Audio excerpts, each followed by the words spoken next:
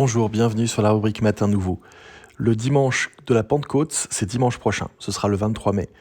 L'évangile, comme tous les dimanches bien sûr, est toujours un peu particulier, mais là il s'agit de raconter, de nous transmettre un moment exceptionnel dans l'histoire de la vie des premiers chrétiens, qui est ce choc qui a été pour eux, alors ce qu'on appelle maintenant le don de l'Esprit Saint. C'est-à-dire que ce groupe de personnes qui ont suivi Jésus l'ont suivi jusqu'à présent en restant un tout petit peu à l'écart de son intimité avec Dieu, qu'il appelle son Père et le nôtre.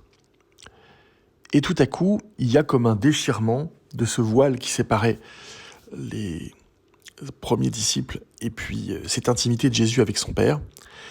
Et c'est la raison pour laquelle j'ai choisi cette phrase incroyable, pour que vraiment vous puissiez voir à quel point dans cet évangile, qui est l'évangile de Jean, au chapitre 15 et 16, à quel point il y a quelque chose qui donne le vertige.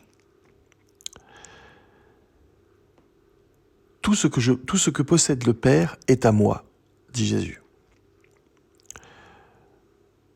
On peut donc imaginer que parfois, et même souvent, Jésus use de ce don qui lui est fait, d'agir, de donner, d'offrir, comme le fait le Père. Et il me semble que le plus beau cadeau que le Père puisse offrir, parmi tout ce qu'il a, c'est son regard sur toute chose. Et donc, il arrive, et je pense qu'il y a des moments très précis dans l'Évangile où ça se sent particulièrement, que Jésus regarde le monde, la création, les créatures que nous sommes, avec le regard du Père. Je pense que le Père ne peut pas nous offrir plus beau cadeau que nous montrer ce qu'il voit. Et ce qu'il voit, c'est probablement d'abord sa présence en toute chose, puisque c'est lui qui est la source.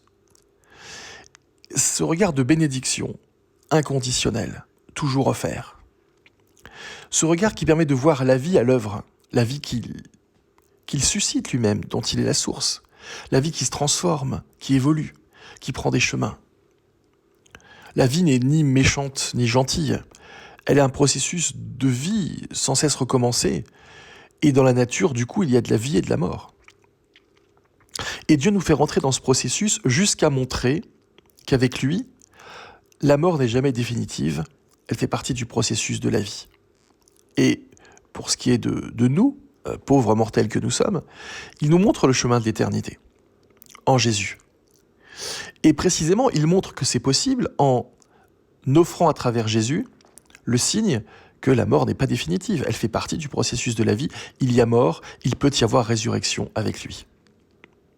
Et du coup, ce regard que porte Jésus devient celui des apôtres. C'est ça qui est intéressant. C'est que les apôtres qui étaient essentiellement des hommes de Galilée, essentiellement pour la plupart d'entre eux, ou de Judée, à partir de la Pentecôte, on nous dit qu'ils parlent toutes les langues de la terre. Qu'est-ce que ça veut dire ? Ça veut dire qu'ils deviennent réellement universels et qu'ils peuvent s'adresser à n'importe qui. Ils ne sont plus les hommes d'une tribu, ils sont les hommes de tous. Et ça, c'est vraiment le fruit de ce regard par lequel ils ont été saisis, ce regard qui est celui du Père sur toute création. Dans la philosophie de Platon et des disciples de Platon, ce qu'on appelle les néo-platoniciens, qui ont vécu quelques siècles avant Jésus et puis jusqu'à quelques siècles après Jésus, et une longue tradition de cette école, mais on dit que le souverain bien absolu, c'est de pouvoir voir comme je suis vu, c'est-à-dire le regard qui surpasse tous les regards, le regard qui permet de voir réellement ce qui est.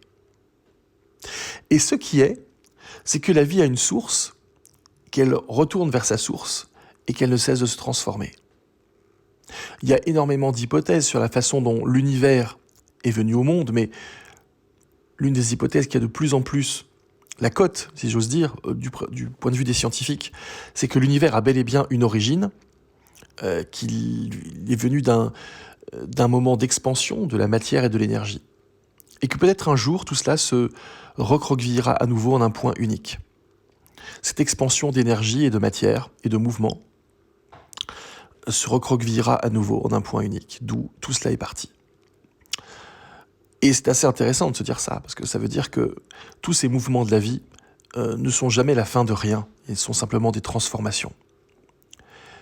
Et du coup, cette entrée dans l'intimité du Père et du Fils que Jésus nous offre est un cadeau qui surpasse tout ce qu'on peut imaginer.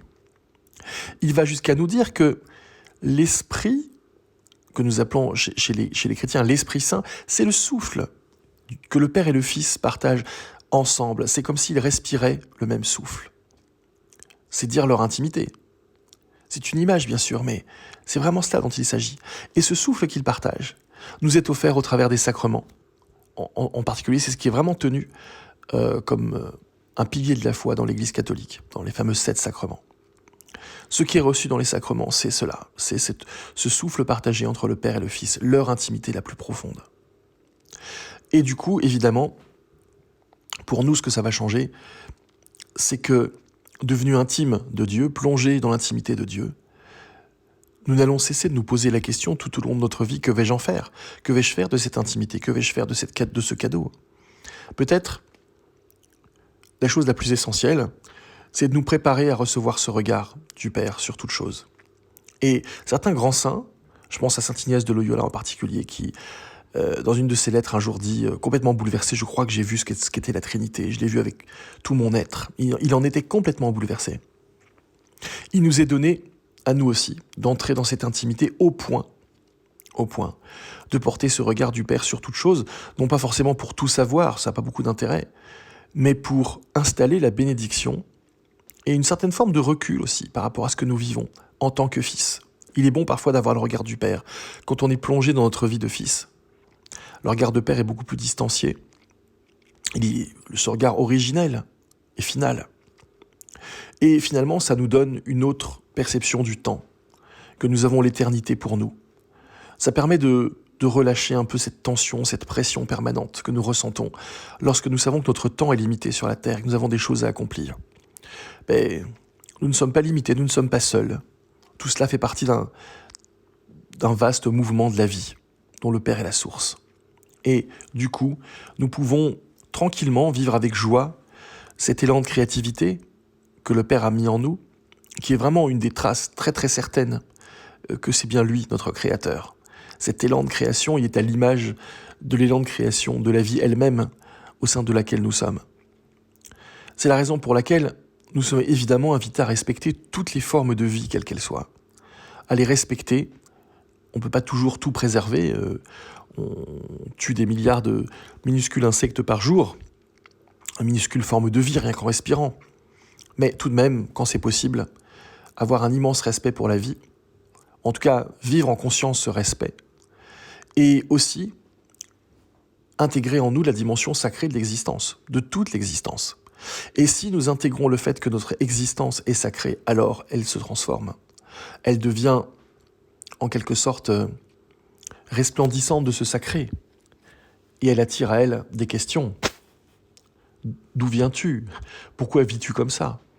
Quelle est la source de ton comportement ? Et c'est là que l'Évangile peut être annoncé en vérité et sans brutalité.